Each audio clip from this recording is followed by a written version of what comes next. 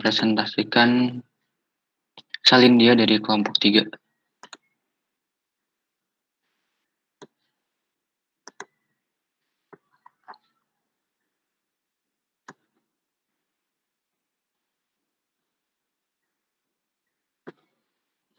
Bentar.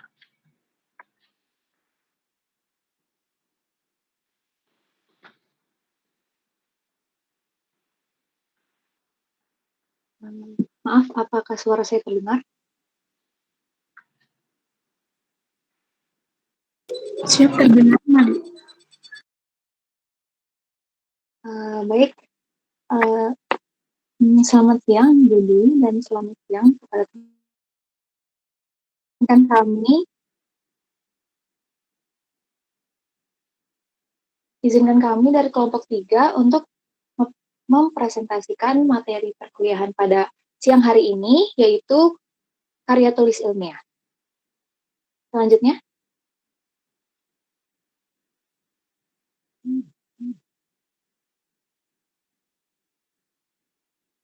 Selanjutnya.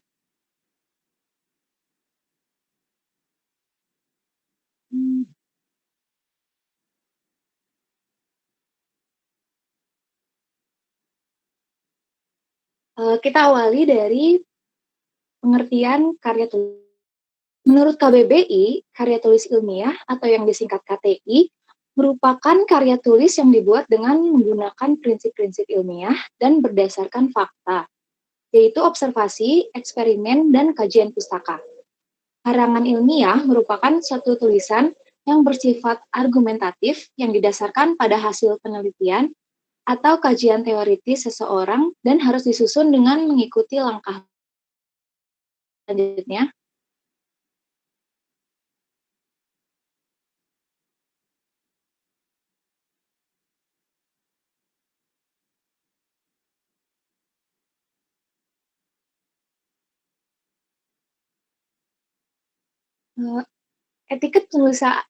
Etiket penulisan karya tulis ilmiah adalah sebagai berikut.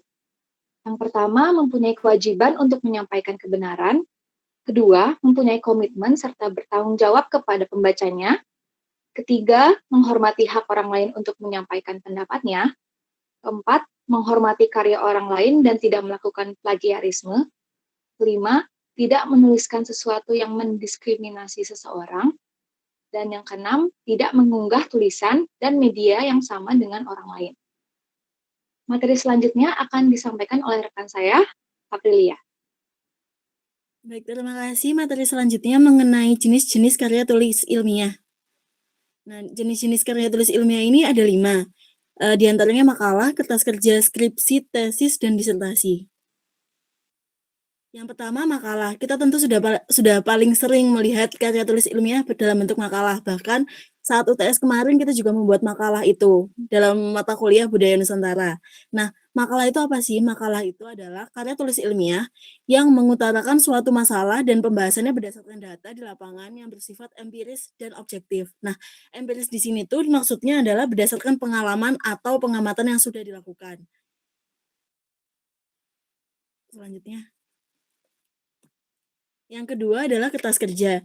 Nah, kertas kerja di sini itu adalah karya tulis ilmiah yang mirip seperti makalah sebelumnya, tapi dibuat dengan analisis yang lebih dalam dan lebih tajam, dan dipresentasikan pada seminar atau lokakarya yang biasanya dihadiri oleh ilmuwan-ilmuwan. Kertas kerja itu menjadi acuan untuk tujuan tertentu, dan bisa diterima atau dimentahkan oleh forum ilmiah. Yang ketiga adalah skripsi. Kita sudah pernah sering dengar lah kalau misalnya skripsi itu adalah sebuah tugas untuk karya tulis ilmiah yang ditugaskan pada mahasiswa sarjana agar memperoleh sebuah gelar sarjana itu. Nah, skripsi ini berisi tujuan sistematis yang mengemukakan pendapat penulis berdasarkan teori orang lain.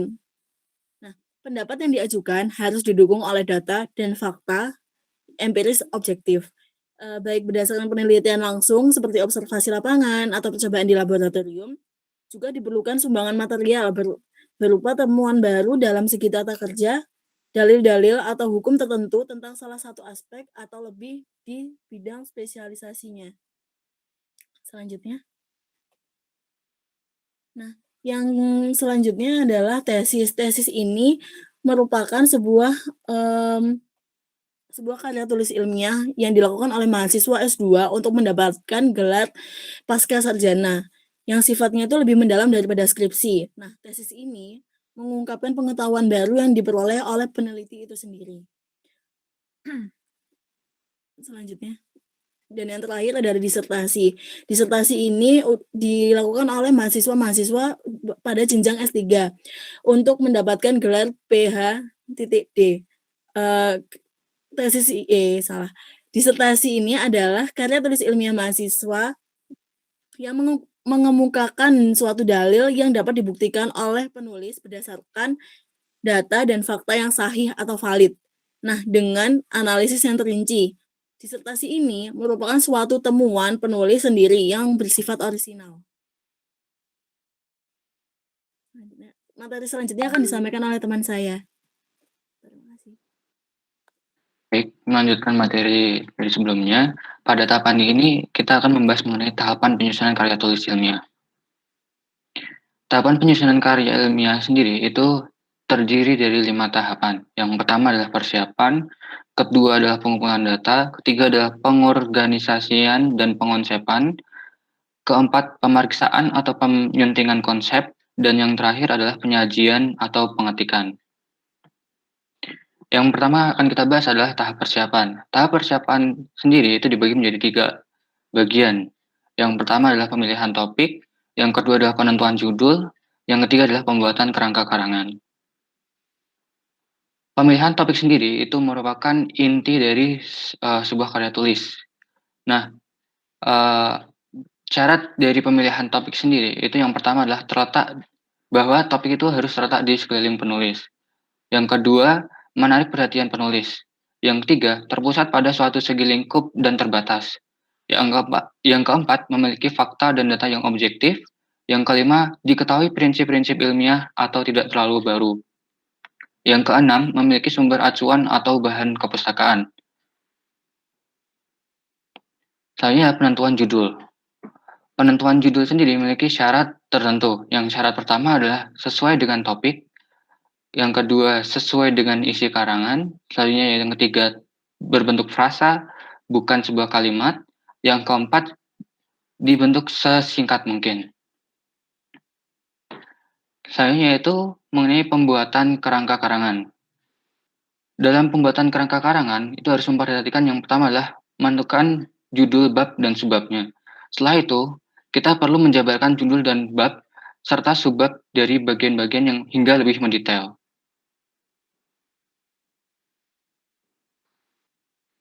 Selanjutnya akan disampaikan oleh teman saya, Reza.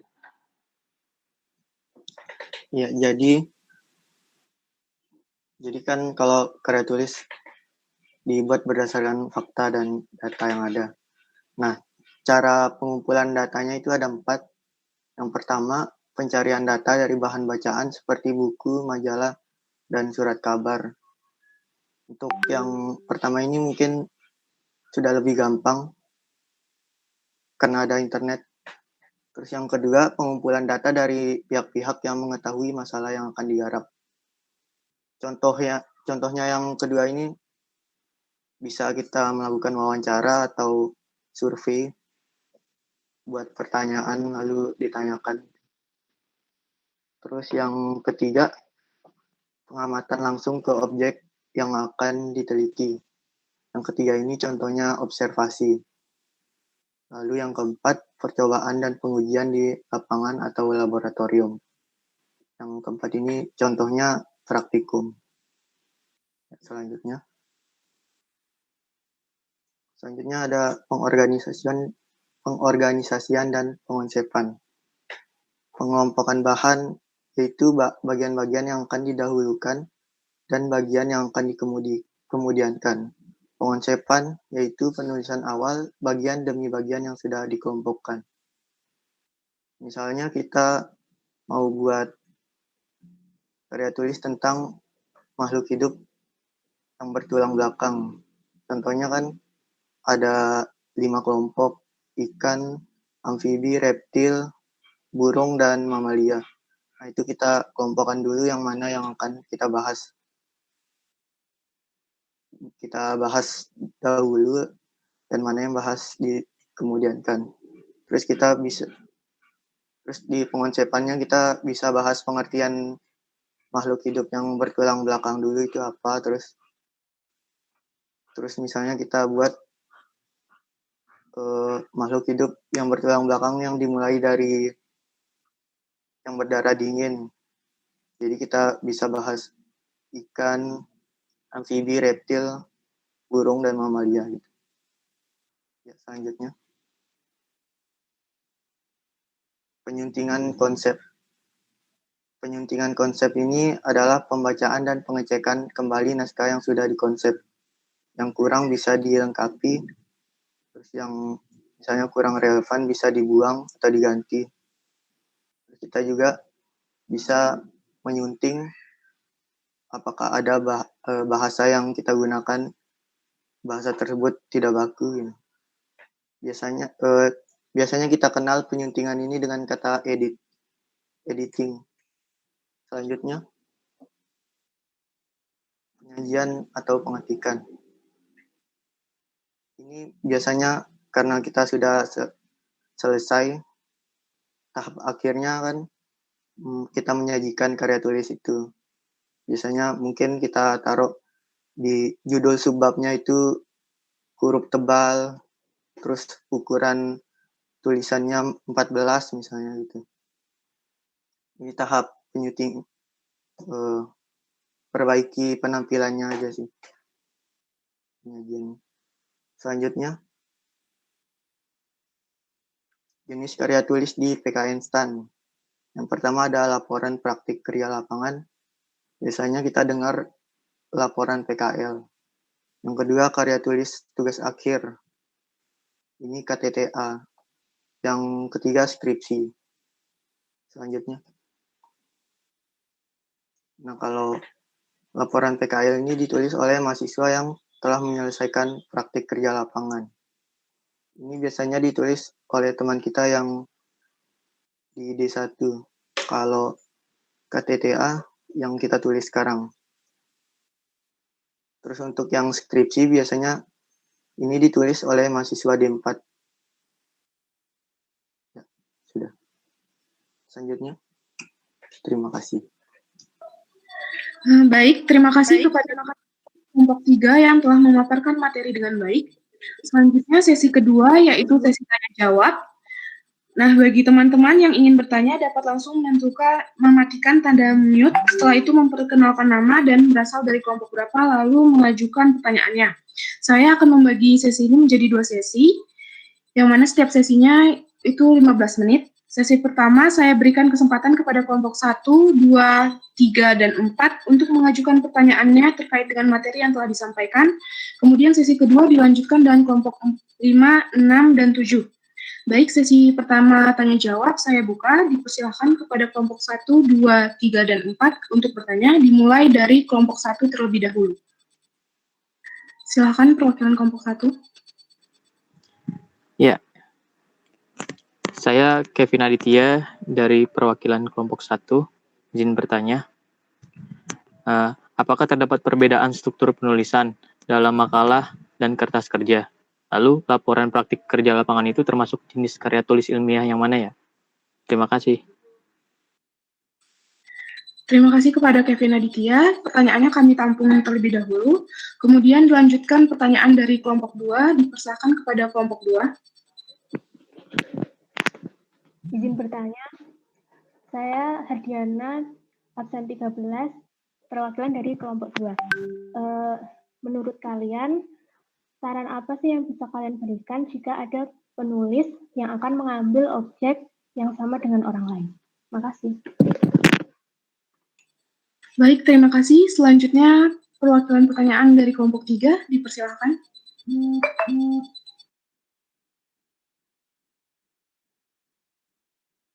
Ya, maaf, kelompok 3 yang berpresentasi ya. Lupa.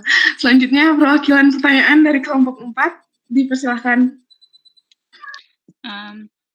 Saya dari kelompok 4, terima kasih atas waktunya.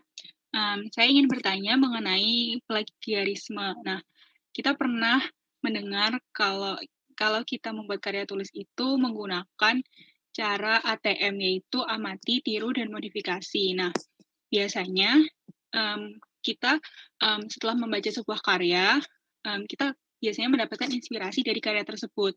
Nah, kita memodifikasi karya tersebut menjadi karya kita dengan cara mengubah sedikit kata-katanya, kan biasanya kayak gitu. Nah, apakah tindakan itu masih dikatakan plagiarisme?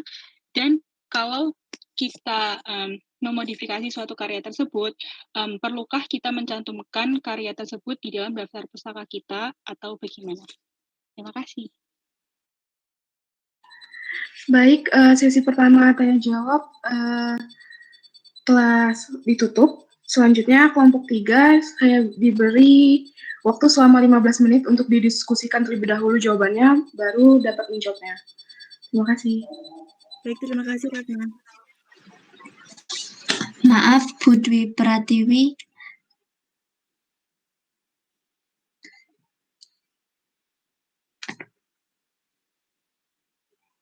Halo? Itu Bu, Made minta tolong untuk di ACC Bu, untuk diterima Bu. Siap. Terima kasih Bu.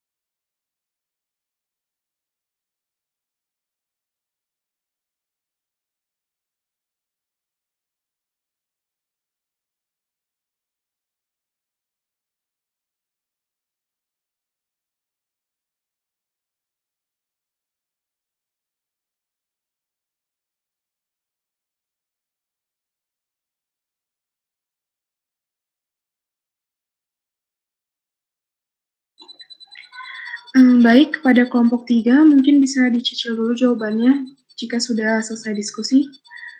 Dipersilahkan.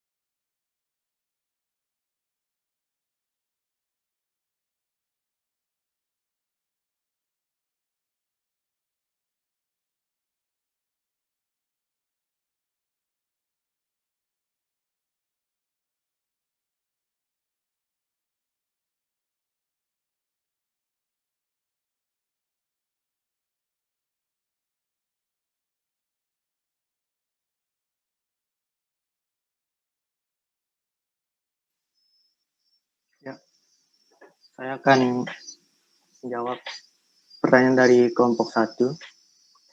Kelompok 1 tadi bertanyanya, apakah ada perbedaan struktur penulisan dalam makalah dan kertas kerja? Terus laporan PKL itu masuk yang makalah atau kertas kerja? Di sini saya cari sumber lain. Sumber lain mengatakan bahwa makalah adalah karya tulis ilmiah yang menyajikan suatu masalah yang pembahasannya berdasarkan data di lapangan yang bersifat empiris objektif. Terus sistematikanya makalah adalah pendahuluan, pembahasan, dan kesimpulan. Terus untuk kertas kerja, prinsipnya sama dengan makalah, namun dibuat dengan analisis yang lebih dalam dan tajam, dan dipresentasikan pada seminar atau lokakarya yang biasanya dihadiri oleh ilmuwan. Kertas kerja menjadi acuan untuk tujuan tertentu dan bisa diterima atau dimentahkan oleh forum ilmiah. Jadi menurut kami, laporan PKL itu termasuk ke dalam makalah. Kenapa? Karena pada prinsipnya kertas kerja dan makalah itu sama, cuman yang membedakannya itu ada pada analisisnya yang lebih dalam di kertas kerja. Jadi kalau laporan PKL kayaknya analisisnya nggak terlalu dalam, jadi dia masuknya makalah.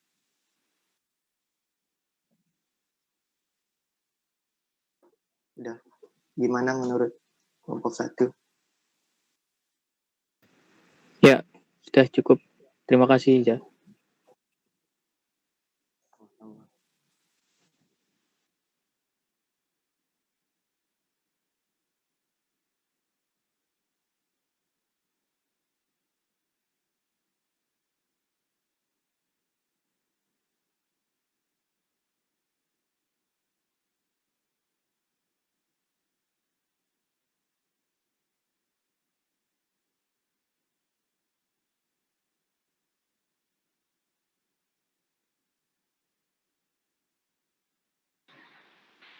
Baik, saya akan menjawab pertanyaan dari kelompok 2.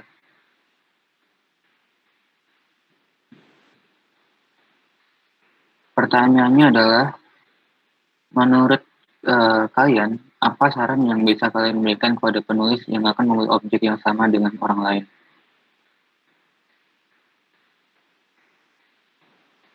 Menurut kelompok kami akan menerangkan terlebih dahulu perbedaan objek dan subjek penelitian terlebih dahulu.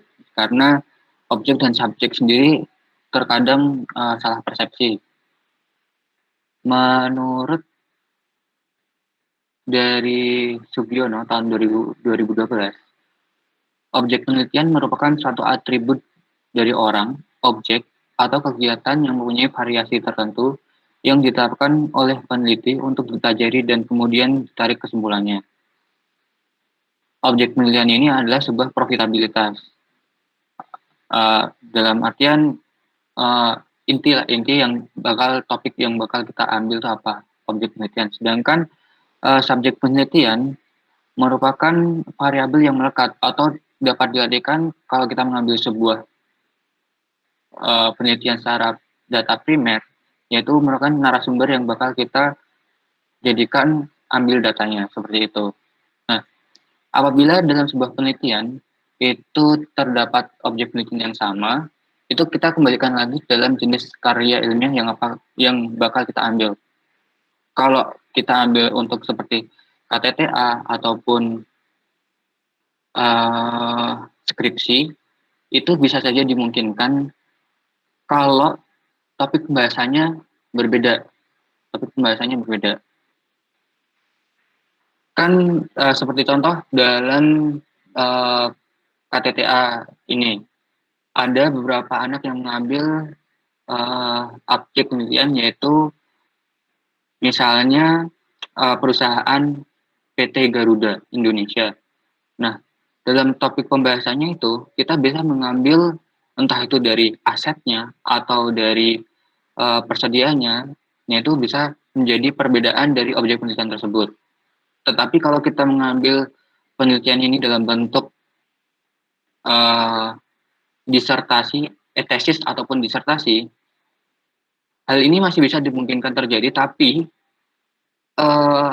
perlu adanya keoriginalitasan. Kalau dalam tesis itu kan kita seperti lebih mendetail dibandingkan sebuah skripsi. Sedangkan kalau tesis kita harus membuktikan teori yang kita sampaikan bahwa itu benar. Jadi perbedaannya di situ. Mungkin bisa menjawab dari pertanyaan kelompok 2. Bagaimana? Ya, makasih Mas Farid atas jawabannya. Baik, sama-sama.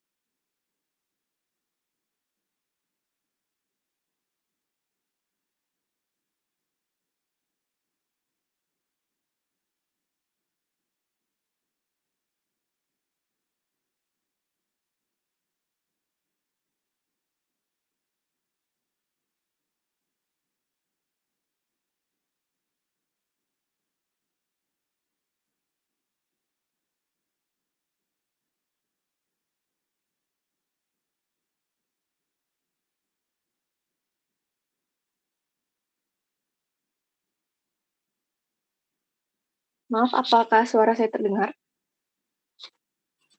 Baik, terdengar. Maaf, tadi ada sedikit kendala ya. Jadi di sini saya akan mencoba menjawab pertanyaan dari kelompok 4 ya, mengenai plagiarisme dan ATM. Apakah ketika kita menggunakan metode ATM dalam penulisan karya tulis ilmiah itu dikatakan sebagai plagiarisme? Dan apakah jika kita memodifikasi suatu karya, perlu mencantumkan karya tersebut ke dalam daftar pustaka?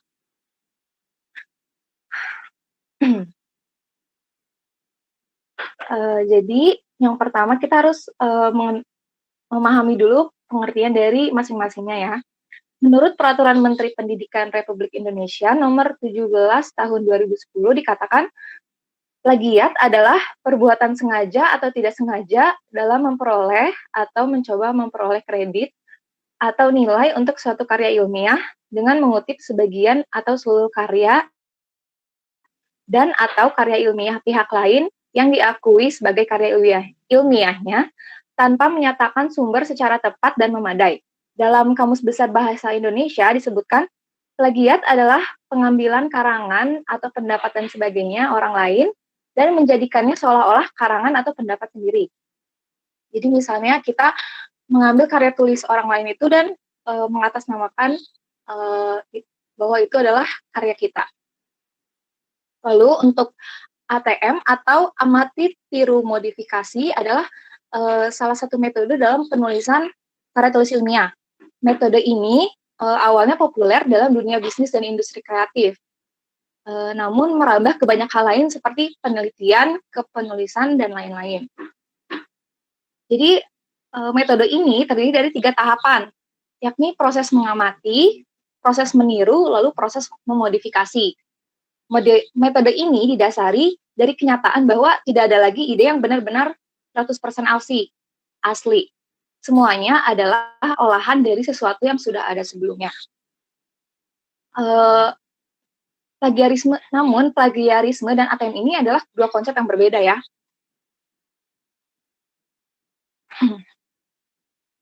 Produk hasil plagiarisme itu biasanya mirip dan meniru apa adanya, sedangkan produk modifikasi akan mengambil hal baik, menghilangkan kekurangan, dan memberi sentuhan atau inovasi baru di produknya.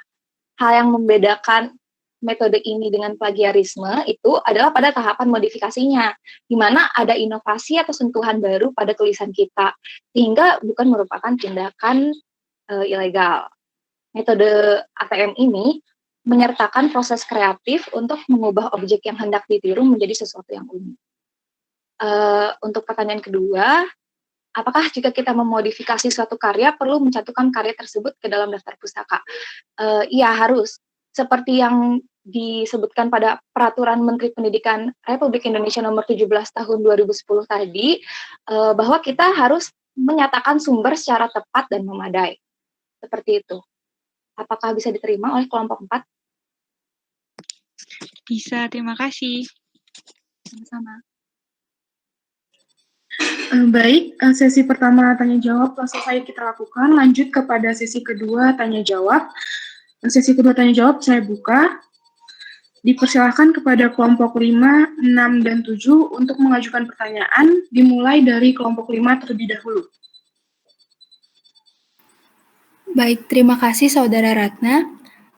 Saya Mirna Evianti Siagian, perwakilan dari kelompok 5, izin bertanya. Mengapa dalam syarat pemilihan judul karya tulis ilmiah, judul harus berbentuk frasa dan bukan kalimat? Terima kasih. Baik, terima kasih atas pertanyaannya. Selanjutnya kelompok 6.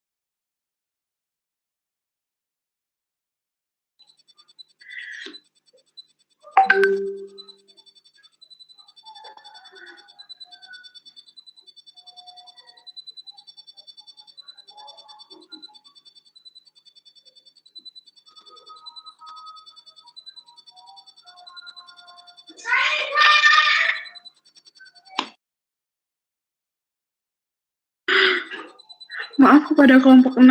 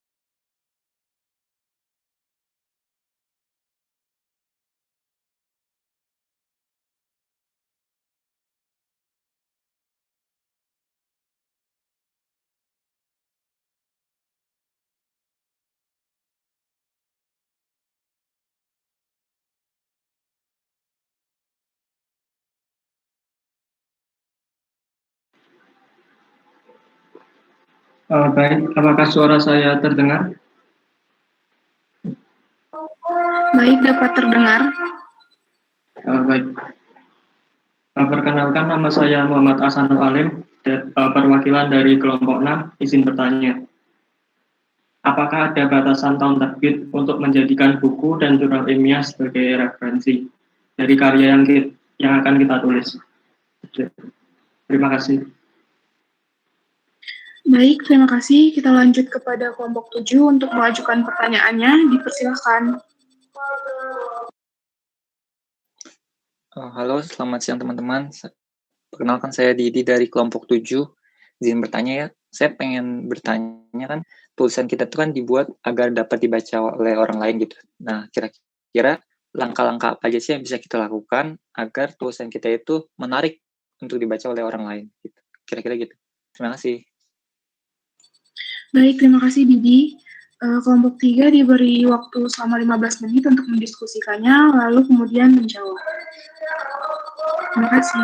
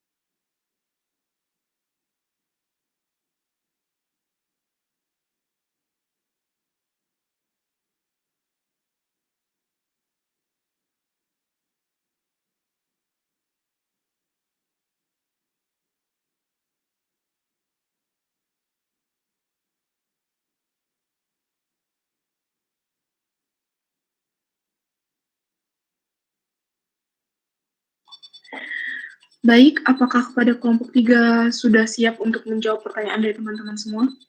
Jika sudah siap, dipersilakan untuk menjawab pertanyaannya.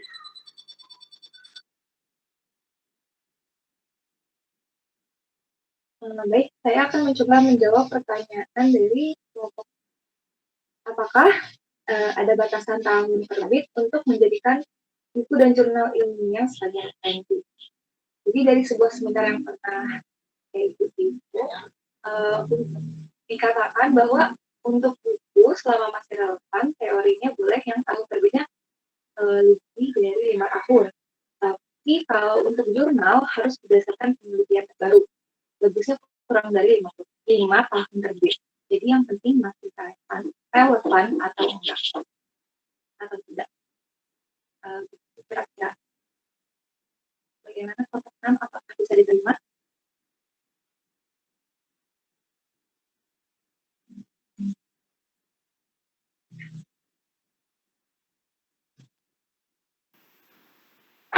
Baik, terima kasih atas jawabannya.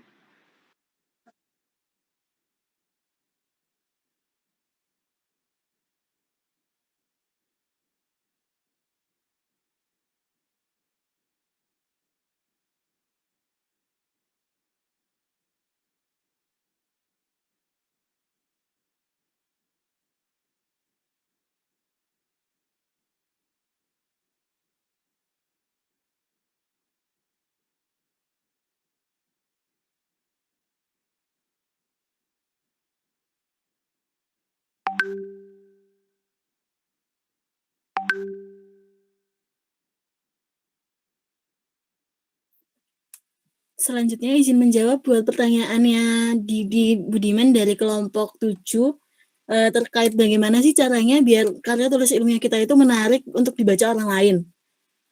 Sebenarnya karya tulis ilmiah yang tidak menarik itu pada intinya cuma karyanya yang bertele-tele. Jadi terlalu membicarakan hal yang kemana-mana sehingga tidak mendapat intinya gitu. Nah, ini sebenarnya ada 5 tahap yang diperhatikan biar karya tulis ilmiah itu menjadi menarik gitu. Nah, yang tahap pertama itu gunakan bahasa yang ringan, mudah dipahami, tapi tetap sesuai kaidah. Terus yang kedua, berikan latar belakang masalah yang berhubungan dengan situasi saat ini karena lebih cenderung menarik perhatian orang lain. Terus yang ketiga, buatlah rumusan masalah yang bisa merujuk pada pembahasan lengkap tanpa bertele-tele. Dan yang keempat, memberikan sumber yang lengkap pada setiap teori yang diambil. Jadi nggak langsung asal comot gitu. Terus yang kelima, memberikan setiap contoh dari setiap permasalahan yang dibahas. Jadi kita bisa langsung tahu apa sih maksudnya pembahasan yang ada di karya tulis ilmiah tersebut gitu. Jadi benar bagaimana? Apakah bisa diterima? Baik, Re, sudah cukup jelas. Terima kasih atas jawabannya. Sama-sama.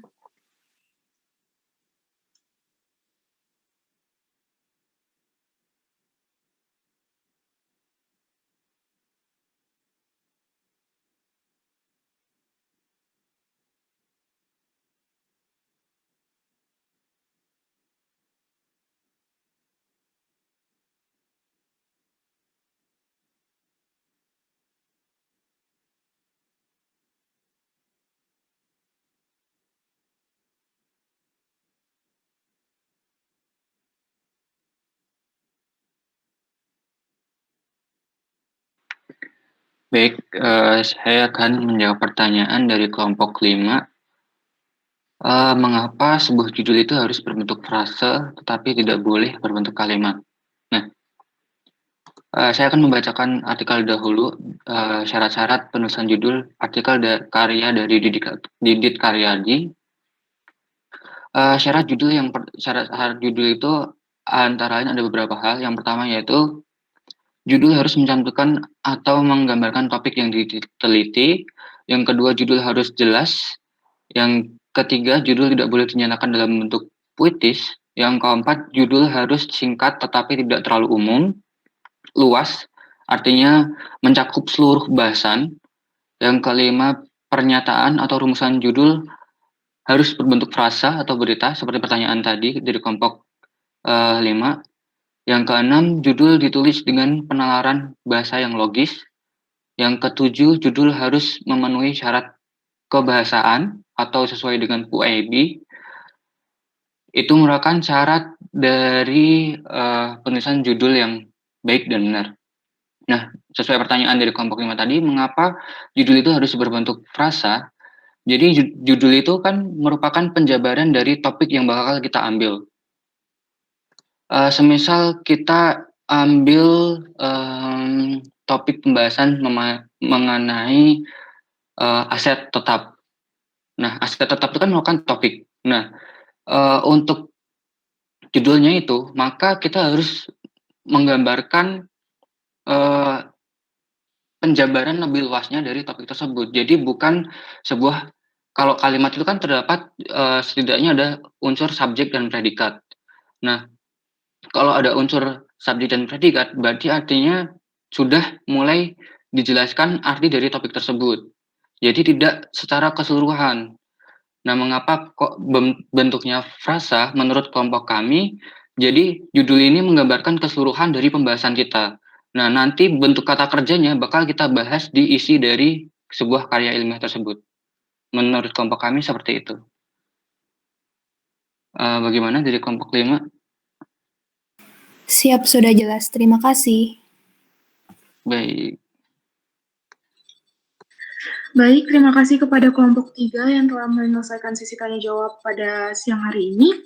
Selanjutnya kita ke sesi berikutnya, yaitu sesi ulasan yang akan disampaikan oleh dosen pengajar kita, yaitu Ibu Dwi Pratiwi. Kepada Ibu Dwi Pratiwi, saya persilakan. Baik, terima kasih Mbak Ratna yang sudah memandu jalannya diskusi kelompok 3 ya. Terima kasih juga kepada kelompok 3 yang sudah menyampaikan masalahnya terkait dengan materi penulisan karya ilmiah bagian yang pertama. Jadi penulisan karya ilmiah ini kita tempuh dalam 3 kali perkuliahan. Hari ini adalah bagian pertama, minggu depan dan minggu berikutnya itu bagian kedua dan ketiga. Jadi masih ada lanjutannya lagi. Baik, untuk kali ini saya hanya akan mengulas sedikit terkait dengan tadi beberapa yang sempat muncul dan juga mungkin saya rangkumkan juga dari diskusi sebelumnya, karena ini pertanyaan yang muncul kurang lebih sama ya, yang terkait dengan plagiarisme, kemudian struktur, ya, kemudian tulisan yang menarik. Saya ingin menekankan yang pertama terkait dengan plagiarisme. Betul tadi, jadi untuk menghindari adanya plagiarisme, tadi sudah disampaikan jawabannya oleh kelompok 3, saya hanya ingin menambahkan, kita itu tidak boleh melakukan pengutipan tanpa mencantumkan sumber, misalnya, kan? Sumber itu dicantumkan di mana? Di daftar pustaka. Jadi setiap kita mengutip suatu, mengambil pendapat orang, itu wajib mencantumkan sumbernya. Pencantuman sumber itu ada di daftar pustaka atau dicantumkan dalam daftar pustaka. Nah, sejauh mana sebenarnya sebuah tulisan itu bisa dikategorikan? Ya, sekarang itu sudah ada alat ya, yang dapat digunakan untuk mendeteksi apakah tulisan seseorang itu ada unsur atau bisa dikategorikan plagiarisme, plagiat. Ya, plagiat itu bisa berangkat dari ide ya, misalnya. Sebenarnya idenya sama boleh, tapi pengembangannya tidak boleh sama. Ya. Nah, terkait plagiarisme ini ancamannya adalah sampai pada ancaman pidana, artinya bisa dipenjara. Nah, itu mencuri hak intelektual seseorang. Bisa dipenjara, kemudian kalau pegawai negeri bisa dikeluarkan sebagai pegawai negeri. Kalau mahasiswa S2 misalnya, atau mahasiswa S1 atau lulusan S2, lulusan S1, maka bisa dicabut gelarnya.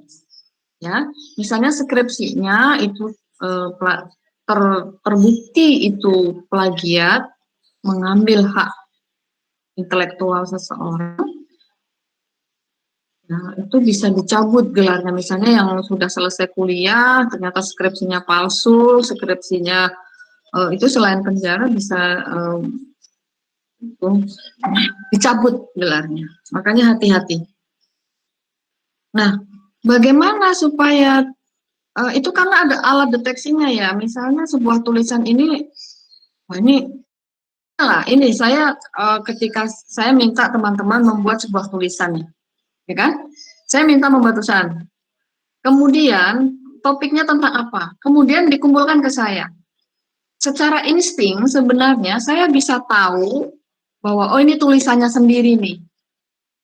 Oh ini bahasanya ini bukan bahasa si anak atau mahasiswa semester itu, dia belum bisa, bukan berarti merendahkan ya, tapi untuk formula kalimatnya itu bisa ketahuan. Nah itu sudah saya lakukan berkali-kali. Misalnya saya minta tulisan deskripsi atau tulisan narasi atau tulisan terkait apa. Nah ketika saya baca, wah ini bukan tulisan mahasiswa nih. Ini maksudnya ini bukan tulisan si A nih pasti. Ini gaya bahasanya bukan, itu sudah ketahuan. Apalagi sebuah karya ilmiah ya, sebuah karya ilmiah itu yang notabene dari segi bahasanya, kosakatanya yang harus bagus sebagainya itu. Hal-hal seperti itu kita harus perhatikan betul.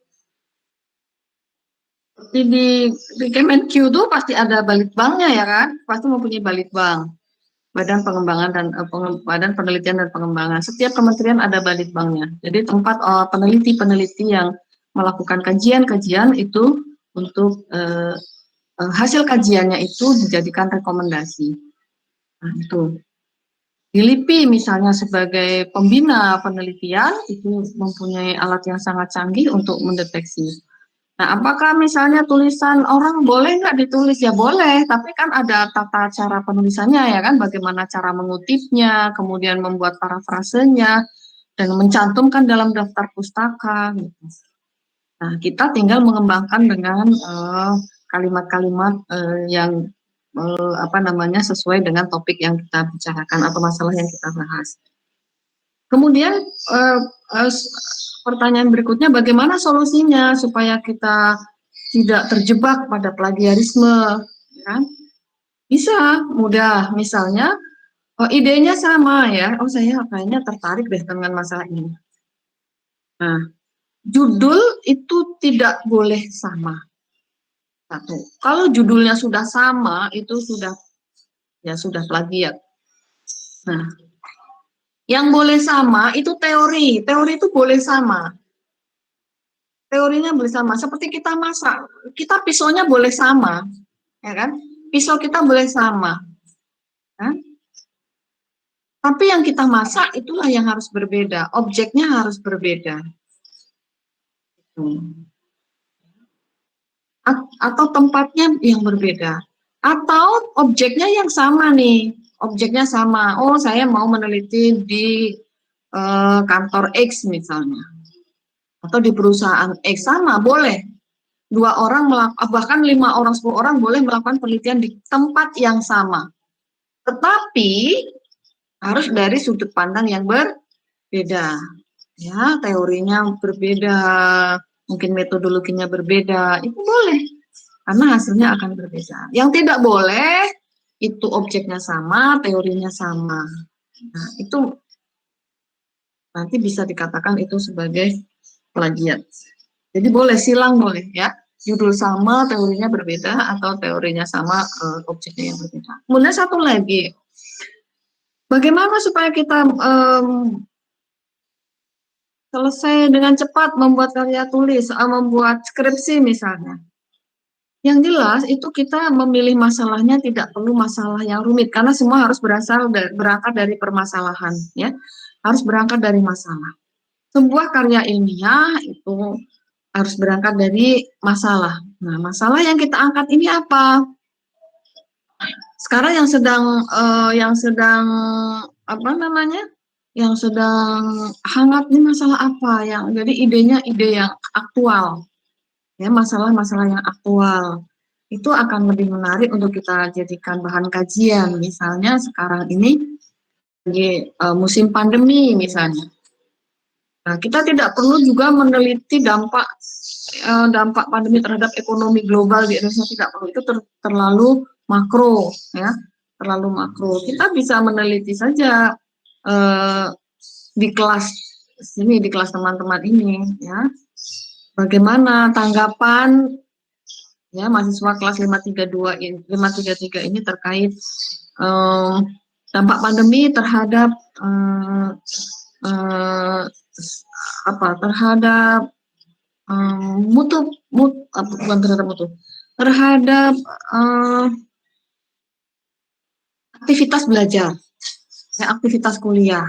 Nah, Anda tanya aja satu persatu tuh, gimana kamu lebih senang PJJ atau lebih senang tatap muka? Nah, kalau jumlah mahasiswanya itu 30 atau 29 atau 30, berapa persen yang menjawab senang belajar di rumah? Baru ditanya lagi alasannya apa, misalnya seperti, oh kalau saya lebih senang belajar di rumah, tapi apa? Jadi kita ungkap itu keresahan. Sebenarnya mahasiswa ini resah nggak sih dengan belajar jarak jauh ini? Lebih mudah, sebenarnya lebih, maksudnya enak bukan dalam artian kalau di rumah tuh enak karena bisa sambil tidur, bisa tiduran, bisa sambil makan, bisa sambil bla bla bla, bukan. Tapi dari keterserapan materi misalnya. Kayaknya saya nggak puas deh kalau dengan cara tatap muka, dengan cara virtual seperti ini, karena gangguan jaringan, kemudian nanti ada kendala-kendala yang di rumah, harus ini, harus itu, macam-macam. Makanya saya lebih senang dengan tatap muka yang langsung, serius, bisa ketemu teman-teman, bisa ngobrol dengan teman-teman. Kalau seperti ini mungkin Anda semester ini baru bertemu berapa kali perkuliahan, dan tentu saja ada apa namanya, ada ketidaksenangannya. Dampak psikologisnya juga ada, ya kan? Jenuh juga kan kita kuliah di depan layar ini, jenuh juga. Sehari Anda bisa berapa jam di depan layar, 1 minggu berapa jam di depan layar, kuotanya harus diperhatikan, macam-macam. Nah, itu menjadi bisa dilakukan penelitian seperti itu. Nah, itu akan menarik, orang akan membaca. Nah, ini kaitannya dengan tulisan yang menarik. Bagaimana cara membuat tulisan yang menarik? Sebenarnya kalau kita bergantung tulisannya, kalau tulisannya jenis tulisannya misalnya karya ilmiah, itu yang pertama yang jelas harus lugas bahasanya ya.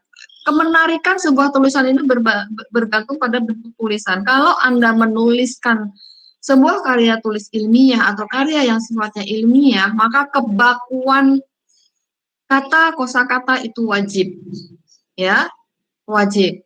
Nah, itu akan menjadi menarik. Ketika karya tulis ilmiah ditulis dengan bahasa yang berbunga-bunga, itu menjadi tidak menarik, dan bukan menjadi tidak menarik, menjadi salah, ya, begitu. Jadi bahasanya lugas, kalimatnya mungkin tidak perlu panjang-panjang, tidak perlu bersusun-susun, ya kan, supaya pembaca itu cepat paham apa yang dimaksud. Berbeda dengan kalau tulisannya itu karya sastra, misalnya Anda membuat cerpen atau membuat puisi atau membuat novel, maka bagaimana membuat tulisan itu menjadi menarik? Tentu saja harus menggunakan bahasa-bahasa kiasan, bahasa-bahasa yang lebih ringan, ya, kebakuan tidak terlalu diperhatikan dengan cermat, misalnya, karena itu sifatnya bahasa yang tidak baku. Nah, seperti itu. Tetapi kalau dalam tulisan ilmiah itu wajib. Nah, tadi terkait juga struktur, ya. Kalau struktur karya tulis ilmiah itu memang bergantung pada pedoman yang dikeluarkan oleh instansi tertentu. Karena kalau kita ada di kawasan Kementerian Keuangan, khususnya STAN, maka STAN itu mengeluarkan pedoman. Ya, pedoman penulisan karya tulis ilmiah. Nah, itu yang harus dipegang. Kalau di kampus lain mungkin mempunyai pedoman yang berbeda. Tetapi secara umum, ya, secara umum ini, kalau secara umum namanya sebuah tulisan ilmiah itu yang penting, yang bukan yang penting, ya, pasti ada judul, kemudian ada latar belakang masalah, kemudian ada tujuan. Di dalam latar belakang masalah itu ada tujuan, ada teori, ada metodologi, kemudian ada rumusan masalah, ya, pembatasan masalah, kemudian ada Tadi saya sebutkan ada teori, kemudian ada metodologi, kemudian ada pembahasan, misalnya seperti itu. Kemudian ada daftar pustaka, itu wajib. Sebuah tulisan dikatakan ilmiah, salah satunya dengan adanya daftar pustaka. Setebal apapun tulisan, ya, tulisan yang sangat tebal, tapi ketika tidak mencantumkan atau tidak ada daftar pustaka, maka tidak bisa dikatakan karya tulis ilmiah. Ya, katakannya ngarang. Padahal di dalamnya ada pendapat-pendapat orang, tapi tidak diformulasikan dalam daftar pustaka.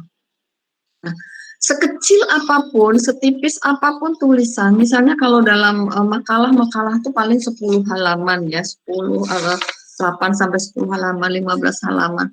Itu pasti ada daftar pustakanya sebagai salah satu syarat sebagai karya tulis ilmiah.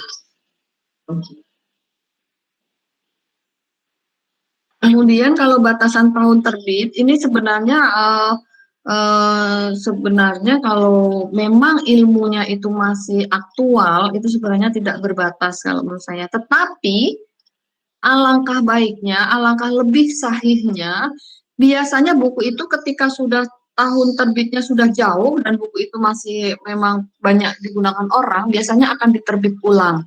Ya, edisi 1, edisi 2, edisi 3, maka usahakan ditemukan edisi terakhir. Ya. Nah, ada persyaratan juga, ini pun di tingkat perguruan tinggi yang berbeda-beda juga, misalnya kalau di UNJ misalnya atau di UI, misalnya ini harus, kalau S2 itu harus ada istilahnya tuh handbook. Handbook itu harus ada buku yang berbahasa Inggris. Nah, itu syarat, misalnya harus ada bahasa Inggris, atau ada buku hasil terjemahan bahasa Inggris. Misalnya, tidak boleh hanya menggunakan buku-buku tulisan orang Indonesia. Nah, ada juga yang mempersyaratkan seperti itu. Artinya bahwa setiap perguruan tinggi itu mempunyai perilaku yang berbeda-beda. Tetapi alangkah baiknya yang paling sahih itu sebenarnya 5 tahun ke belakang ya. Jadi kalau kita menulis tahun 2020 ya paling tidak buku-buku yang kita gunakan itu paling jauh ya tahun 2015, terbitan 2015 lah gitu. Kalau ada sih buku terbitan 2000 misalnya, itu terlalu jauh misalnya. Kita cari buku-buku yang mendukung ya, banyak buku-buku yang mendukung. Tapi kalau memang tidak ada lagi buku yang sejenis di tahun yang lebih muda, maka memang itu bisa mendukung. Tapi dengan adanya perkembangan teknologi, perkembangan zaman, itu biasanya buku itu akan mengikuti, ya, ilmu itu akan mengikuti juga. Terkait batasan tahun terbit itu. Kalau memang ilmunya masih aktual, masih memang bisa ini, tidak apa-apa. Tapi biasanya buku itu akan diterbit ulang. Ya, itu mungkin yang bisa saya sampaikan untuk ulasannya. Sekali lagi kalau untuk dari aspek kebahasaannya, sebenarnya kalau karya tulis ilmiah ini memang wajib menggunakan kosakata yang baku, ya. Maka kalau Anda menulis itu bertemanlah dengan KBBI karena kebakuan itu ada di apa namanya? Ya diformulasikan atau ada di KBBI itu. Karena kalau yang tidak baku di KBBI itu akan ditulis dengan keterangan CAK. CAK itu maksudnya cakapan. Ya, kalau cakapan itu tidak baku. Misalnya ada kata rinai, ada kata rintik-rintik misalnya. Kalau dalam sebuah karya tulis ilmiah maka kita menggunakan saja hujan, begitu. Ya. Tidak perlu menderai-derai misalnya seperti itu ya, tidak. Jadi kita menggunakan kosakata yang lebih mendekati kebakuan atau lebih baik yang baku. Misalnya untuk kata saya dengan aku ya kita menggunakan saya misalnya atau seperti itulah. Baik, itu saja. Kalau masih ada yang mau disampaikan, ditanyakan, silakan. Kalau tidak ada, mungkin kita tutup saja, tidak apa-apa. Sampai di sini saya persilakan moderator untuk menutup sesi diskusi ini. Kita lanjutkan kembali, bertemu kembali minggu depan. Ya, mohon maaf. Saya akhiri. Assalamualaikum warahmatullahi wabarakatuh. Waalaikumsalam warahmatullahi Waalaikumsalam wabarakatuh. warahmatullahi wabarakatuh. Terima kasih kepada Ibu Dwi yang telah memberikan ulasan materi pada hari ini, yang mana itu berarti berakhirlah sudah rangkaian sesi perkuliahan kita pada hari ini. Yang selanjutnya akan kita tutup dengan doa. Berdoa menurut agama dan kepercayaan masing-masing. Berdoa dimulai.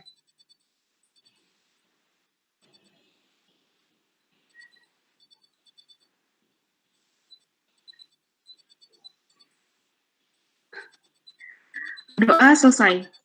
Saya Ratna Indah Junita. Mohon maaf bila ada salah kata. Terima kasih. Saya tutup. Wassalamualaikum warahmatullahi wabarakatuh. Waalaikumsalam warahmatullahi wabarakatuh. Baik, terima kasih semuanya. Sampai bertemu minggu depan. Izin saya tutup ya. Baik, Bu. Iya, Bu.